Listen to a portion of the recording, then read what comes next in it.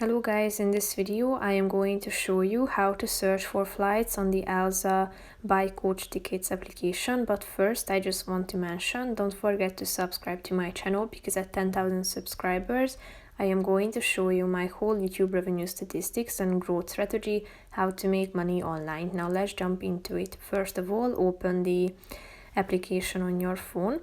Go to your home page and type in the departure point. So tap on origin and select the departure point, and then select your destination. Where would you like to travel?